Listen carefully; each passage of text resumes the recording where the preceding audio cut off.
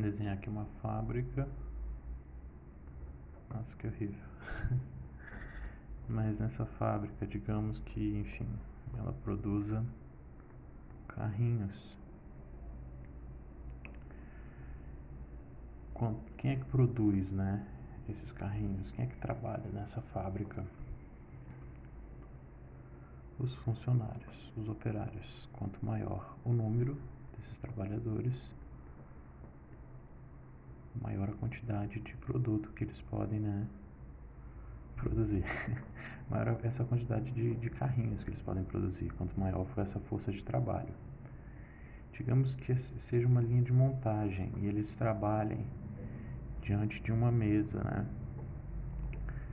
Vocês concordam que quanto maior for essa mesa, melhor, mais eficiente o trabalho deles, né?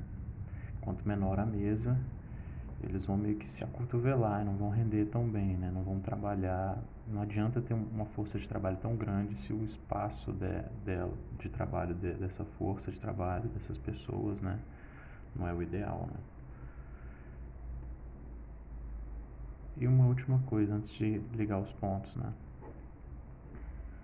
Uma vez produzidos, os carros têm que ser armazenados.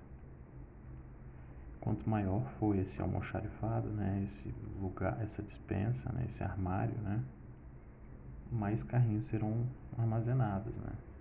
E, sei lá, se acontecer alguma coisa, um incêndio, uma chuva, né, a mercadoria não se perde. Então não adianta trabalhar muito, né, para produzir muitos carrinhos e não conseguir armazená-los, guardá-los, né? O que é isso? Isso aqui é um computador ou um smartphone, né? Quem é que está fazendo esse trabalho, né? Quem é que está justamente processando isso tudo, né? O nosso processador. Quanto maior for a capacidade desse processador, né, mais trabalho ele consegue realizar, né? Digamos que os carrinhos são o quê? São os vídeos que a gente faz, né? Os produtos que a gente tira dessa, que a gente realiza aqui, né? Esses dois últimos exemplos são dois tipos de memória, né, que eu queria falar. Essa área de trabalho, digamos, né, esse lugar onde as atividades acontecem, é a memória volátil.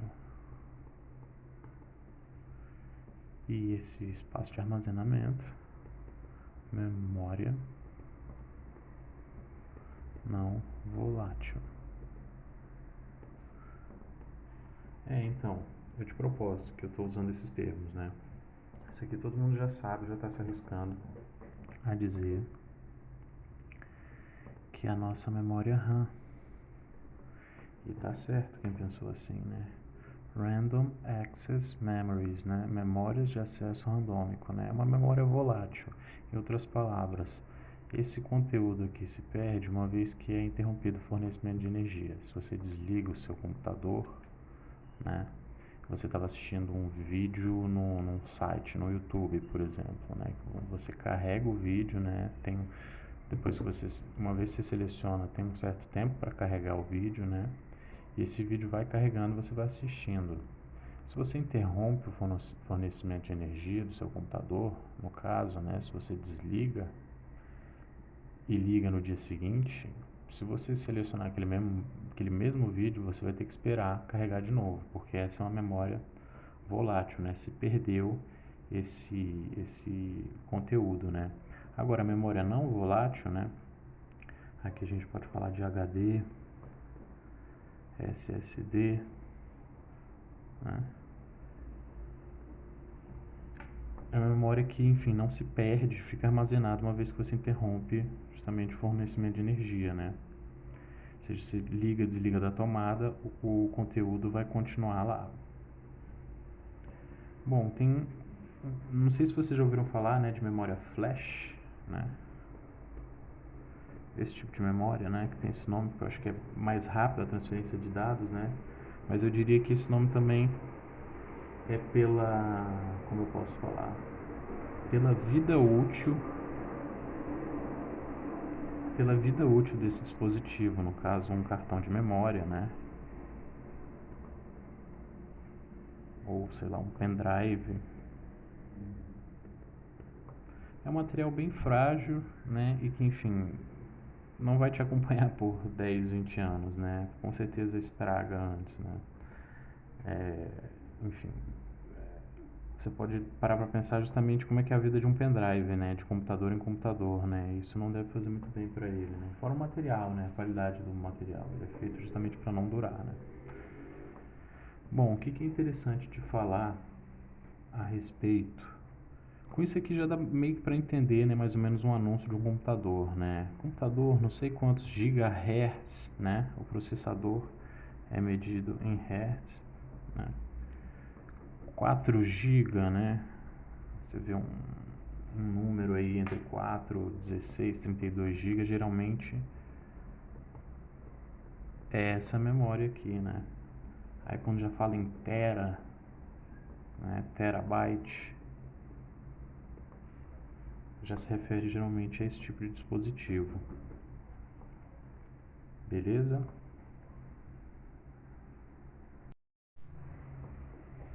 Há quem diga que, poxa, professor, você esqueceu de alguns componentes aqui, né, importantes, né? Então vamos lá. O que refrigera, né, o sistema de arrefecimento feito no carro, né, que fica girando? A ventoinha, né? Como se fosse o sistema de exaustão aqui dessa indústria, dessa fábrica, né? Ela também vai ter que estar ligado em algum lugar, né? No caso, a SEB vai estar fornecendo energia para esse estabelecimento. No caso do celular e do computador, né, seria uma bateria ou a fonte, né? A fonte é justamente o que fornece energia para o computador. E digamos que, sei lá, esse chão de fábrica, o lugar onde todos esses componentes internos se encontram, né, seria a nossa placa-mãe, né? Esse circuito onde se encaixam todos esses componentes.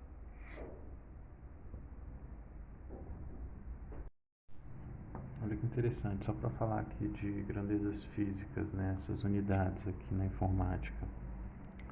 Um byte, ele é constituído por 8 bits, né? O kilobyte já são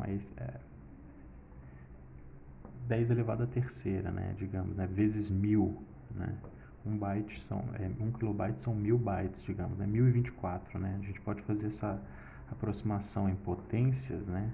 Toda vez que a gente for fazendo essa conversão, desprezando, digamos, né, esse 24, só para ter uma noção, né? Vamos dizer que um kilobyte são 1000 bytes, né? Na verdade são 1024, mas dá para calcular rápido, né? Às vezes fazer uma conversão, né, de uma unidade para outra. Você pode fazer esse cálculo com 1000, né? Enfim, vamos seguindo a tabela aqui. 1 kilobyte são 1000 bytes, assim como 1 megabyte são 1000 kilobytes. 1 gigabyte são 1000 megabytes. 1 tera são 1000 giga. 1 peta são 1000 tera, né? Aí a gente tem hexa, zeta, iota, né? É um pouco fora da nossa realidade aqui de público final, assim, sabe? É a coisa mais industrial, de servidor, de grandes empresas, né? Mas enfim, dá para a gente estabelecer essa relação, né, de potências, né, elevado à terceira, elevado à quinta, à nona potência, né, e assim por diante, calculando vezes 1000, né, mas a gente pode calcular também corretamente vezes 1024, que dá um pouco mais de trabalho, né, um pouco mais demorado, mas você vai ter o valor exato, né. É justamente por causa desse valor quebrado que quando você vai analisar as propriedades ali de um HD seu, que você vê que Na caixa está dizendo que é uma informação, né? São tantos tera, mas ali já são outros, né? Porque arredonda-se, né? Trabalha-se muito com essa noção, né? Ok, pessoal?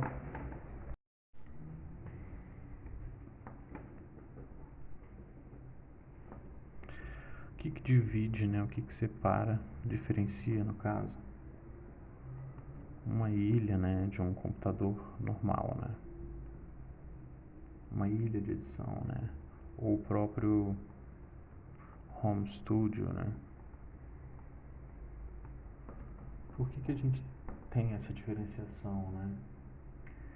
Bom, vamos partir pelo nome, né? A ilha de edição, né? Tem a ver com estar isolado, né? Tem uma condição ideal justamente de trabalho, né? De, sem ruído, sem, enfim, luminosidade atrapalhando, né? Geralmente um isolamento, um tratamento acústico, né? Mas uma coisa que definitivamente influencia, né? E determina justamente esse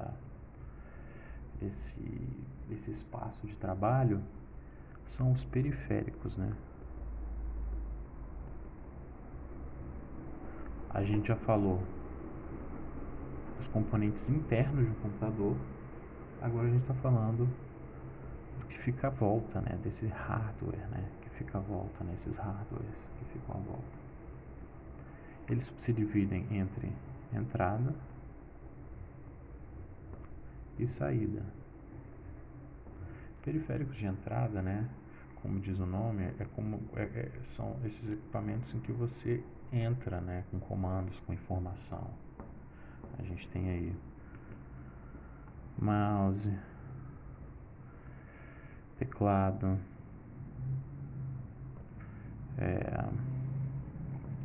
scanner, né? Monitor touch, monitor de vídeo, né?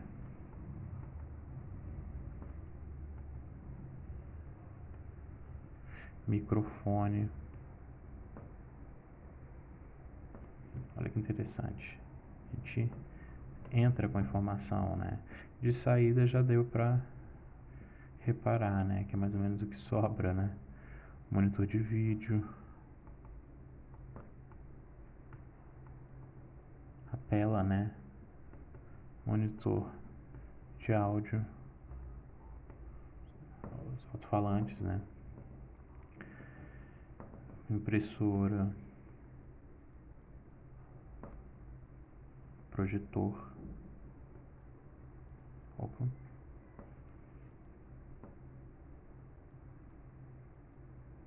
Posso estar esquecendo de alguma coisa agora, mas enfim. Já dá para entender mais ou menos, né, quais são os componentes externos do computador. E o porquê mais ou menos, né, existe essa diferenciação, né, entre uma ilha, né, do que é uma ilha de vídeo, né. Ok, pessoal?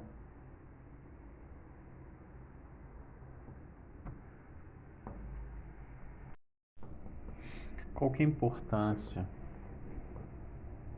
de se destacar, esses dois periféricos aqui, monitor de áudio e monitor de vídeo, né?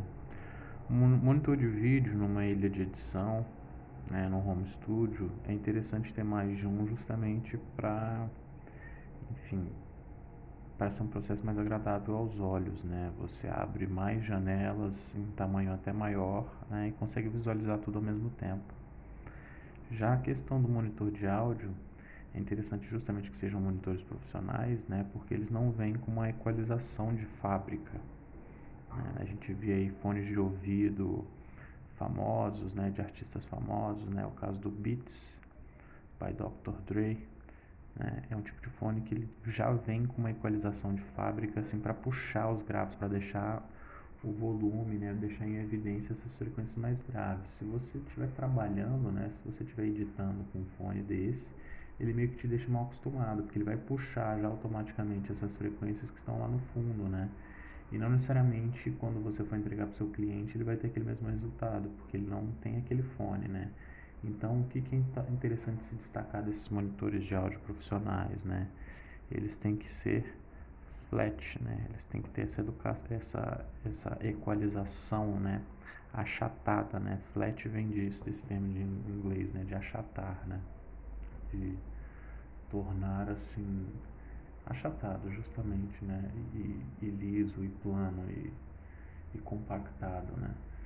Flat quer dizer que não vem com uma pré-equalização de fábrica, né? Esses sons comuns, né, que a gente compra no mercado, para o público final, né, eles geralmente têm algum tipo de equalização para, enfim, como um diferencial para vender o produto, né? Mas a grande realidade é que interessante para o profissional do audiovisual é comprar caixas sem equalização, para justamente você ter a oportunidade de entender como é que o som tem que funcionar, entendeu? Como é que ele tem que ser exportado num padrão de mercado, ou seja, para ser reproduzido em em bom som nesses dispositivos que a gente compra, enfim, que estão disponíveis para o público final.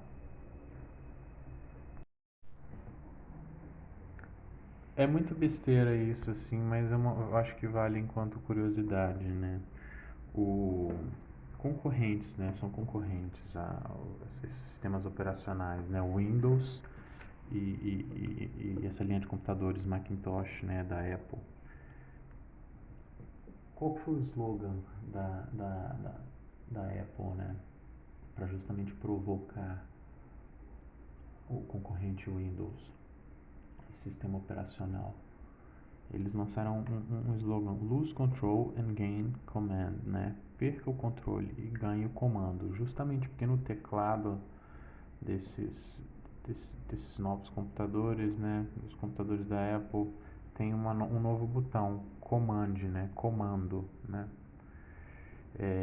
Diferentemente do Windows, em que você, enfim, ordenava, né? Dava comandos ao computador, né? Ordenava funções, né?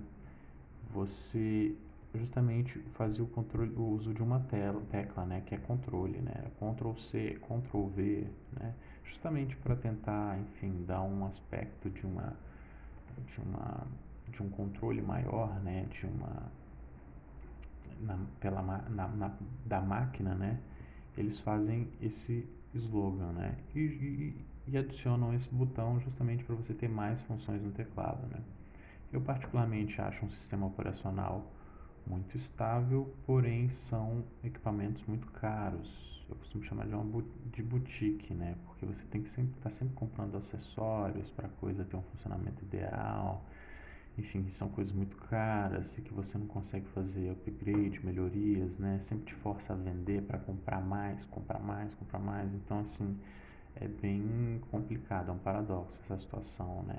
De fato, é bem mais estável o sistema operacional, mas eu recomendo sempre que a pessoa monte um computador, né? Windows mesmo, porque com o valor que se compra um Mac, você consegue montar um computador muito, muito melhor, né? Muito superior, né?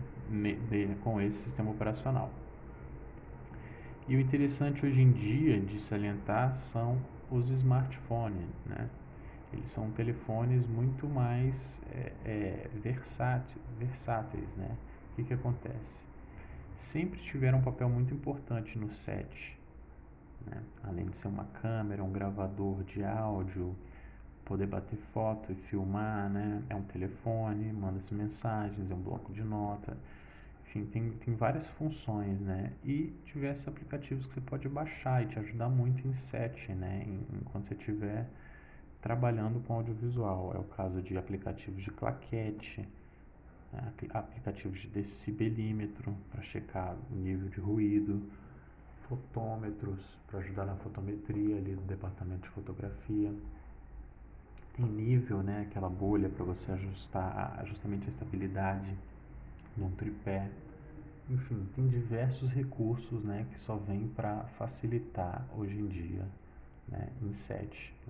Além, é claro, de ter o cartão ali, né, o cartão não, perdão, o chip, né, que você tem essa rede móvel e você consegue justamente compartilhar esses arquivos, né, enfim, uma mão na roda.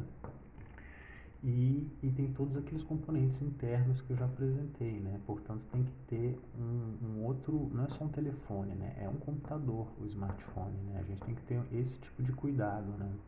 Porque ele tem um processamento, né? Ele tem, enfim, ele demanda, enfim, um tempo para realizar as funções.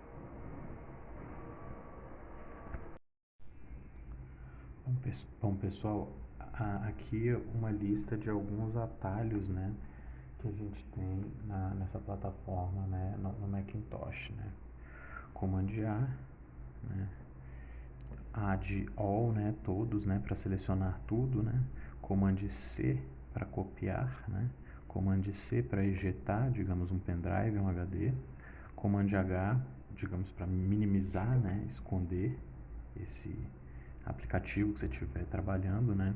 Command I de informação, né? Para justamente é o equivalente ao clicar com o botão direito e selecionar propriedades, né? Tentar fazer essa leitura das características, né? Das propriedades de um arquivo, de um dispositivo. Né? Command N de null, novo, né? Para abrir uma nova janela, criar uma nova pasta, né? Deixa eu botar um último aqui de última hora, né? Tab. Ok. Command O, né? É equivalente a você dar um Enter, né? No Windows, né? O Command O é para você abrir, Audio Open, né? Uma pasta, um aplicativo. Command P de Print para imprimir. Command Q para encerrar, né? Um aplicativo.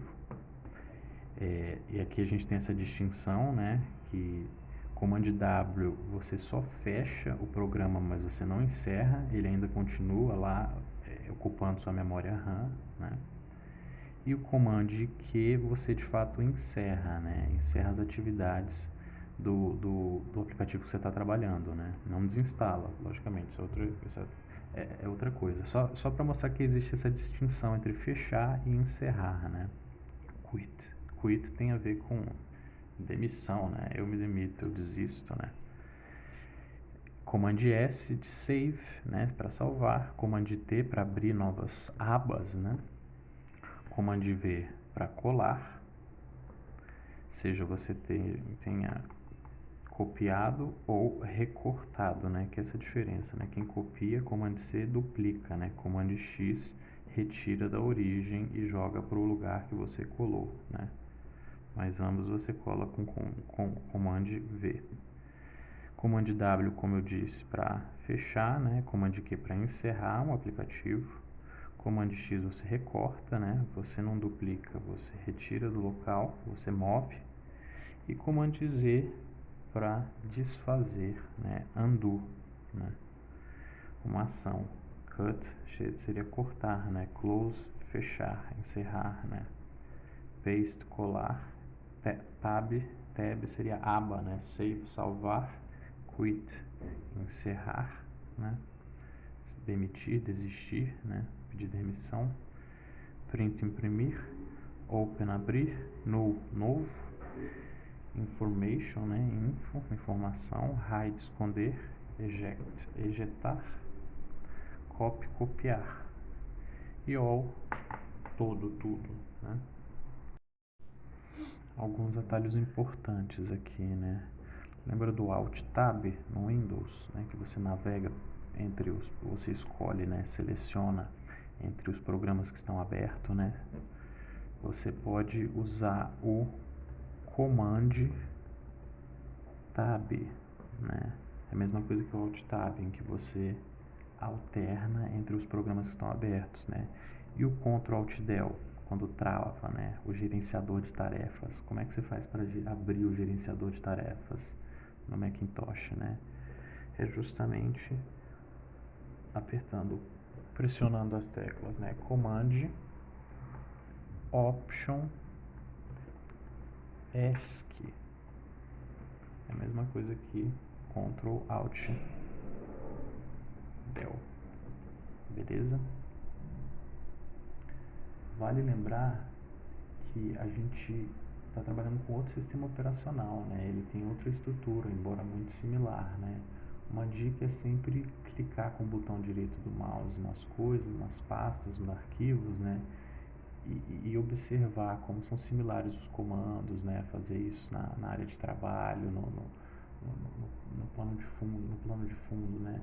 Assim você consegue ir brincando e mexendo, enfim, nas funções, né? E descobrindo onde estão e quão similares são aos demais sistemas operacionais, como o Windows, né, e Linux. Mas é interessante salientar que temos um dock na parte de baixo, onde ficam os atalhos, né, dos programas. Os programas não ficam mais jogados, né? Os atalhos não ficam mais jogados na área de trabalho. Ficam só pastas, coisas mais importantes na mesa, né? Que chama-se mesa, né? No Mac, né? E não área de trabalho como no Windows. Tem um dock, que é justamente um espaço onde ficam os aplicativos, né? E aqui no canto fica justamente um aplicativo com uma face de duas cores, né? Chama-se o Finder, né? Onde abrem-se janelas, né? É o equivalente ao Windows Explorer, né? Esse aplicativo que justamente explora, que ajuda a navegar por dentro do nosso sistema operacional. Beleza? Essa é a principal diferença, né? O Finder, a disposição dos aplicativos numa paleta inferior, né? O dock, e a mudança, digamos, do nome, do aspecto desse aplicativo de navegação de mídias ou por entre as pastas, a estrutura, enfim, dos HDs do computador, né? Não se chama mais Windows Explorer, é o Finder, né? Justamente esse aplicativo que parece um rostinho com duas cores.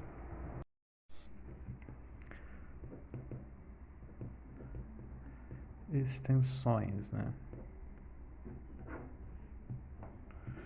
E aqui a gente não está falando de um fio elétrico, né? Que aumenta justamente esse cabo de força, né? Que te dá mais mobilidade. Eu estou falando daquele, só para tirar uma dúvida, né? Sobre esse assunto, né? Estou falando sobre aquele nomezinho que aparece no final de cada arquivo, né? Do seu computador. Por exemplo, .doc, .ppt,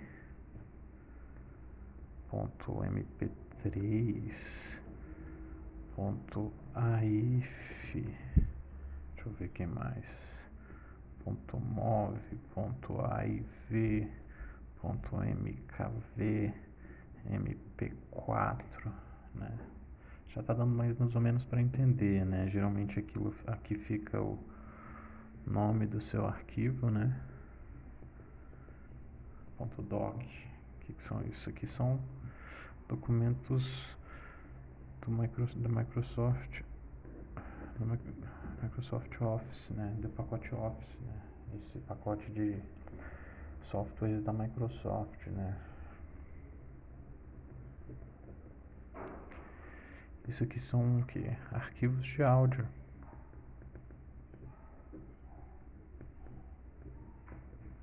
Ó, um muito famoso aqui, ó. Wave, né? Windows Movie Video. E esses aqui, o que vocês acham que são? São arquivos de vídeo, né? Já deu para entender o que é, né, uma extensão, né? Quando a gente fala de computador, é aquela parte do nome que justamente nomeia a característica, né? Nomeia a origem, de onde é, né? De que aplicativo, com que aplicativo você vai abrir, né? Enfim, isso nomeia, né? Isso determina as características do seu arquivo. Então, toda vez que eu estiver me referindo à extensão no universo da informática, já dá para sacar aqui do que se trata, né, pessoal? Beleza?